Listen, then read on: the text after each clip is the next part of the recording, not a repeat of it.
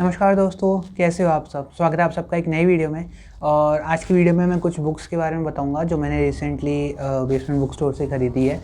और ये मैं ऐसे ही रैंडमली काफ़ी टाइम हो गया था मेरे को बुक ख़रीदे हुए, और मेरा मन कर रहा था ख़रीदने का, तो इसलिए मैं चला गया। बिकॉज़ आप कितनी भी कोशिश कर लो बट आपका नहीं पता, मेरा तो कभी भी बुक बाइंग बैन जो होता है वो कभी सक्सेसफुल नहीं होता है। तो इसलिए कुछ बुक्स मैंने वहाँ से रिसेंटली परचेज़ करे थे, जिनमें से सबसे पहली है नोबडीज़ चाइल्ड बाय कंचना बनर्जी, जैसे कि आप देख सकते हो। और ये सारे वो हैं जो मैंने ऑन द स्पॉट पसंद करे थे, बिकॉज मैंने इनके जो साइनॉप्सिस रीड करा था ये वाला चीज़, तो ये मुझे काफ़ी ज़्यादा इंटरेस्टिंग लगा। जैसे इसके अंदर थीम बता रखी है कि एक जो सिंगर होती हैं और एक रियलिटी शो जीतती हैं वो, और उसके बाद उनका ऐसा एक वो आता है न्यूज़ कि उनकी डेथ हो गई है। उसके बाद कुछ सालों बाद रोड पर एक लेडी मिलती है, बहुत ज़्यादा हाईली वाउंडेड मिलती हैं वो, और वो अपना नाम बताती हैं कि मैं वही हूँ जिसने वो कंपटीशन जीता था।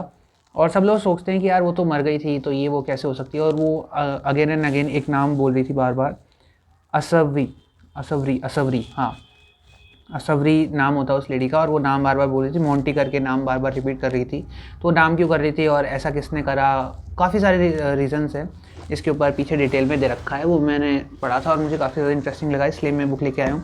मेनली थ्रिलर और क्राइम फिक्शनल नॉवेल्स पढ़ना मुझे ज़्यादा पसंद है, और सेम इसी जॉनरा के अंदर है the hind game by S Hussain Zaidi. और वैसे ये थ्रिलर है, क्राइम है, लेकिन फिक्शन नहीं है, ये रियल पे बेस है। बिकॉज ये जो अटैक्स वगैरह होते हैं ये क्राइम थ्रिलर नॉवेल्स लिखते हैं मेनली हुसैन जैदी जो है, और ये जर्नलिस्ट रह चुके हैं। और जो मुंबई अटैक्स हुए थे, और जो एवेंजर्स लिखी है शायद इन्होंने, हाँ मुंबई एवेंजर्स 11th आवर, और डोंगरी तो दुबई, और डायल डी फॉर डॉन, इनकी काफ़ी सारी बुक्स हैं जो इसी जॉनरा पे लिखते हैं मेनली। अगली है अनुजा चौहान की क्लब यू टू डेथ। ये काफ़ी ज़्यादा सही बुक लग रही थी मुझे। और वैसे जो मेनली ये जो नीचे जो हाउस दे रखा है, ये एंड देन देवर नन जो मैंने बुक रीड करी थी, अगेथा क्रिस्टी की है, वर्ल्ड्स फेवरेट बुक है वो वैसे उनकी, अब तक की टॉप मोस्ट रेटेड। तो ये घर मुझे कुछ कुछ जैसा लग रहा है, and I just hope so, cross my finger, touch wood की ये बिल्कुल भी उसके जैसी ना साउंड करे। और ये मैंने एक ऑनलाइन उनके यहाँ पे चल रहा था, उन्होंने शायद ऑफ़र पे डाला था ये, तो मैंने उस वक्त इसको क्लेम करा था। और पीछे इनकी पिक्चर दे रखी है अनुजा चौहान जी की, ये जैसे कि आप देख सकते हो। तो ये बुक मुझे उनकी काफ़ी सही लगी, और अभी रीड करनी है। बाकी सिनॉप्सिस वगैरह से तो मुझे काफ़ी सही लगी है, और एक्सपेक्टेशंस जो हैं वो मेरे काफ़ी हाई हो चुके हैं इन बुक्स को लेके। और दूसरी हमारे पास आती है विषाद वृक्ष बाय मिहिर सेन गुप्ता।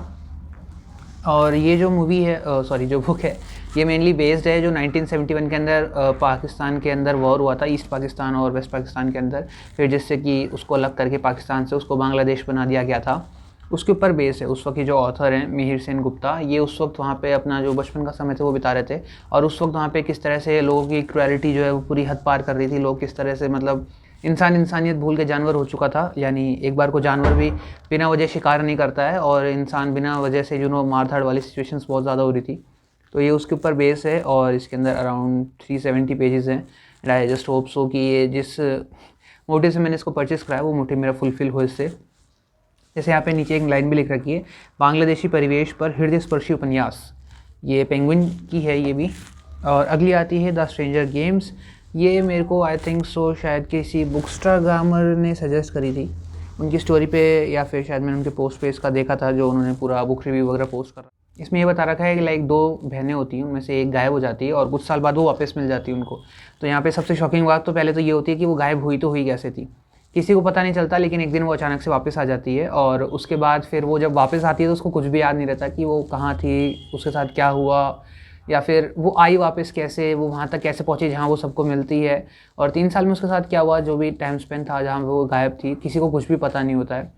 और इसी के पूरे अराउंड ये स्टोरी घूमती है। बुक्स मुझे इस तरह की पढ़ना ज़्यादा पसंद है, इसलिए मैंने ये ली थी। और ये मुझे जहाँ तक याद है मुझे रिकमेंड ही हुई थी, मैंने रिकमेंडेशन में देखी थी, इसलिए मैंने बुक ली।